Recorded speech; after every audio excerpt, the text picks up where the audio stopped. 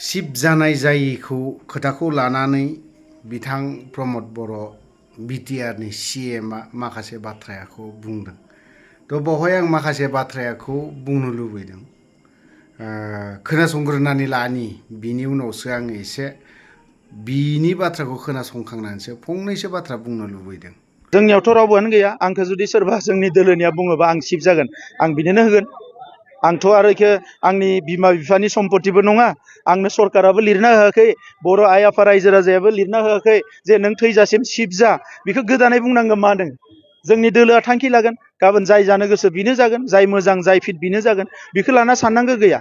बड'लेण्डनि रायजो राजाया जे 30-40 बोसोर खस्थ' मोनबाय, बेवहाय जे मानसि थैबाय, बेवहाय जे जोंनि आइजोफ्रा खस्थ' मोनबाय, हारि माहारिनि दांगा जाबाय, बेखौ बोरै फोजोबगोन बिनि सायावसो बाथ्रा बुंनांगोन। बेखौ बोरैहाय फोजोबगोन? दिनै जे जों बोसोरब्रै खावसे मोजां लाखिबाय, इयुनाव बोरै मोजां लांगोन बेखौसो बिथांमोना बयबो बुंनांगोन। बेयो सिबा सोर जागोन बेलाय मा गिदिर बाथ्रा? सानसे जिरायबाय, दोलोनि गेजेराव सावरायबाय, आमखाया सिप जागोन, बेनो जाबाय। भिडिअआ बारा गोलाव जानाय नङा। बिथांनि बाथ्राखौ जों खोनाखाबाय। सिप जानाय जायैनि बाथ्राया खोथाखौ लानानै बिथाङा गोबां बुंबाय आरो दावराव दावसिनि बाथ्राखौ लानानै गोबां बाथ्रा बुंलांबाय। आं सिगाङावनो बुंगोन, बिथाङा फरायसा आफादाव थानानै सिप जाग्रोदोंमोन ना, प्रेसिडेन्ट बिबानखौ लादोंमोन। प्रेसिडेन्ट बिबान माने सिप, बे आरो बाथ्राया बयनिबो देरसिन नालाय। बे हिसाबै प्रेसिडेन्ट हिसाबै बिथाङा गोलाव सम सोमावसारदों, गोलाव समनो राजा लामा गाथेदों। बिनि गेजेराव राजा लामा गाथेनाय बिथांनि समावनो गोबां दावराव दावसि जादों। अब्लानि समाव मा जादोंमोन? जों बड'लेण्डनि थाखाय बा बर'लेण्डनि थाखाय गोबां नारा नाथा बिनाय बा सोमावसारनाय। सोरबाया बुंदों बर'लेण्ड नाङा, बड'लेण्ड जाया। सोरबाया बुंदों बड'लेण्ड नांगौ, बर'लेण्ड नांगौ, नङा होमबा? सोरबाया बुंदों डिभाइड आसाम 50-50। बेफोरबायदि बिनायनि, ओजों कमतापुर बिनायनि आरो ओजोंहाय आदिबासि लेण्ड बिनायनि, नङा होमबा?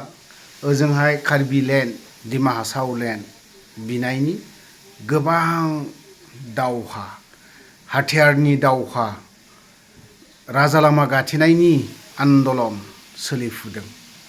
बेफोरो आन्दलन समाव बा दावहा समाव माखासे जाथावि खामानियाबो जानानै फैयो सम लानानै। बेफोरबायदियाबो नाथाय बेफोरखौ गोलावै बुङोब्ला इनडाइरेक्टलि गुबुनसो सिन्ताधारा खालामगोन बिथां मानगोनां सिएम प्रमद बर'आ।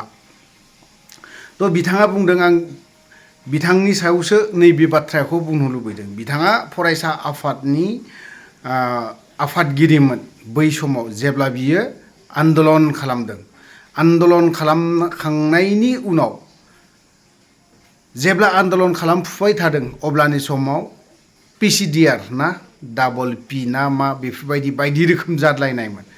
इउपिपिएलआ बारा सब बोसोरनि नङा। बिनि सिगां पिसिडिआरखौ सोर दायामोन? बिनि आफादगिरिया सोरमोन? नंगौना नङा? थ' फैयै फैयै आन्दलन जोब्बाय, दावहायाबो जोब्बाय। दा जोङो सान्तिनि बाथ्रा, गोजोन थासारिनि बाथ्राखौ जोङो बुंलायसोगारो। नाथायबा बे सिएम जानायनि बाथ्रायाव हाबफैनोसै दाना। इउपिपिएलनिफ्राय बा पिसिडिआरआवहाय हमथाना लाखिबाय थानाय हिसाबै सोर दङमोन? इउजि ब्रह्म, मस्ट सेनियर हिसाबै इउजि ब्रह्म। बिथांखौ बेखौ नायोब्ला इउपिपिएलनिफ्रायनो बा पिसिडिआरनिफ्रायनो इउजि ब्रह्मआनो जानांगौना जानाङामोन? सेनियर हिसाबै बैसोआवबो बा एसेब्लाबो प्रमद बर'निख्रुइबो गोरोंसिन। बेफोरखौ नायोब्ला इउजि ब्रह्मआ जानांगौना जानाङामोन? बावहाय एकर्ड खालामहैबाय। एकर्ड खालामखांनायनि उनाव बिथां प्रमद बर'आ माबायदि खुनसेयावनो सिएमआव बारहैखो? इउपिपिएलआव जगदान होनाय लगे लगेनो बिथाङा मानो सिप जाखो? बिनि जायगायाव जुदि लरेन्स इस्लारि जायोमोनबाबो जथेस्थ' मोजां जागौमोन। आंनि मतेब्ला दा नुबाय मा CM बा चिफ जानाय जायैनि गाबोन जुदि आंखौ नाङा होननानै बुङोबा पार्टिया आं जाया हा नों जाया नोंनि जेखिनि मिडियानि सिगाङाव जेरैबायदि बाथ्रा बुंनाय ससियेल मिडियायाव जेरैबायदि बाथ्रा बुंनाय बेफोरखौ नायोब्ला नोङो चिफ जानो लुबैनाया 20 बोसोरा चिफ जानो लुबैनाया बियो खादां खुगायाव ओरैनो सायाव चिफ जाया गाबोन UPPL पार्टिया जुदि नों मुगा चिफ जादो सोरबाया जादो होननानै बुङोबा जागोन होननाया बे टटेलि नंखाय राव बिनि खोथाखौ जों फोथायनोनो हाया माब्रै जेब्ला आन्दलन जानाय समावहाय बिथाङा मा बुंदोंमोन सौरागुरि गामियावहाय बियो बिमा बिफाजों थांनानै आबाद मावनानै जाहैफिनगोन बेफोरबायदि गोबां बाथ्रा बुंदों रायजो राजानि सिगाङाव समाजनि सिगाङाव बर' हारिनि जेसेबां रायजो राजाफोर दं बेफोरबायदिनि सिगाङाव नों बुंदों रायजो राजाया फोथायदोंमोन जामारनाय नङा बेयो सैथोमा थारैनो नोङो दा जेसेबां बोसोर CM खौ दोनगोन नों अब्लासिमहालागै नों थागोन बे बाराव रायजो राजाया नोंखौ CM जानो होनाय नङा आरो नोंथांमोननि पार्टिया पावाराव फैगोन ना फैया आंहा बिराद सन्देह दङ मानो होननानै बुङोब्ला नोंसोरो बैसोरखौ सोजेननाया नोंसोरनि पार्टियानो आरो दा बिसोरखौ नोंथांमोना गिनो गोनां जादों राजखान्थि हिसाबै दोलोयै गिनो गोनां जाना फैदों दा UPPL लासै लासै UPPL नि अस्तित्वआनो थागोन ना थाया आरो प्रमद बर'आ CM जुदि जाबाय थायोबा UPPL नि जिसिबां महर दङ बे महरानो थानाय नङा जोबस्रांलांनायनि लाइनाव फैगासिनो दङ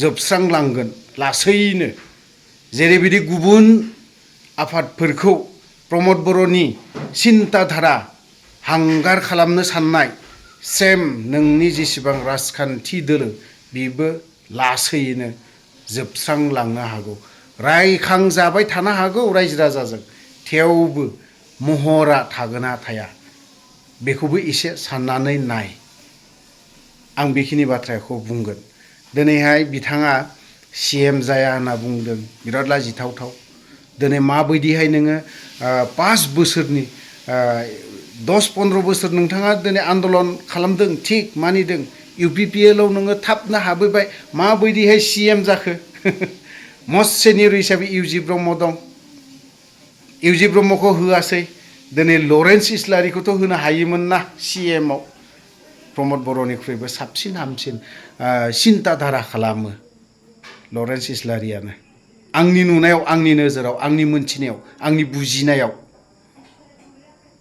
जानो हागौ बिथाङा खुगाखौ बिराद गोदै बाथ्रा बुंनो हागौ किन्तु बिथाङा दासान्दि 20 बोसोरखौ बियो जिरायनो लुबैदों 20 बोसोरनालागे देग्लाय नैबे 2025आवनो थांनाय एकर्ड जाखांनायावनो UPPL हिसाबै पार्टि हिसाबै सिंगेल हिसाबै बेसेबां देरहादोंमोन मात्र 12टा ओमफ्राय BPFआ ओरैहाय बेसेबां कयटा भट लाना देरहादों बा कयटा MCLA लाना देरहादोंमोन 17टा 17टा आरो 12टा बेसेबां आकाश आरो पाताल होनबा बेफोरखौ जुदि नायोब्ला नोंथांमोना एलायन्सआव थानानै BJPनि कयेकजन GSPनि कयेकजनखौ लानानै बहाबा हटेलाव थ्रोब सोनानै बिदियावसो सरकार दादों दा बेफोरखौ जुदि अंक खालामोब्ला थेवबो जेसेबां बाय इलेक्शन जादों MLA होन मा होन बावहाय सोरबा BJPनि अक्सिजेन लानानैसो बा BJPनि नैबे हिमन्त बिश्व शर्मा बिथांमोन फैनानैसो केम्पेइनाव एसे ओंखारना होनायावसो नोंसोरो देरहादों बा माबा मोनदों थेवबो सिंगेल BPF मेजरिटि बेखौ जुदि नायोब्ला बावहायबो देरहादों आरो नोंथांमोना UPPLआ सिंगेले बेसेबां भट मोनदों एथराब मोनाखै बेफोरखौ नायोब्लानो बुजिनानै मोनो UPPLआ 5 बोसोरनि नैबे दा जेसेबां सरकार सालायदोंना बिनि उनाव थागोन ना थाया महरानो थागोन ना थाया आं बेखौ साननानै आगोर मोनाखै आरो BTCनि बारग' चिफ हाग्रामा महिलारि साराबो जेरैबायदि थांनाय BTC इलेक्सनाव जेरैबायदि मोनबोदों लेसन होदों होननानै बुंनांगोन प्रमद बर'आखौ फोरोंदों होननांगोन जे नोंबो बेफोरबायदि मावनांगोन अब्लासो नोंबो फैगोन ना बेखौ फोरोंदोंफोरबायदिसो होननांगोन आरोबाव 5 बोसोरनि उनाव UPPLनि बा प्रमद बर'आ जुदि थागोन ना थाया आं बेखौसो साननानै मोनदों थ' गोलाव बाथ्रा बुंबाय गोलाव खोथा बुंबाय बावहाय जुदि माखासे बाथ्रा बुंनाय गोरोन्थि जादोंब्ला गासैबो बर' रायजो राजानाव आरो UPPLनि दैदेनगिरिफोरनाव क्षमा बिनानै दोनथ'नाय जाबाय जय बर' हारिनि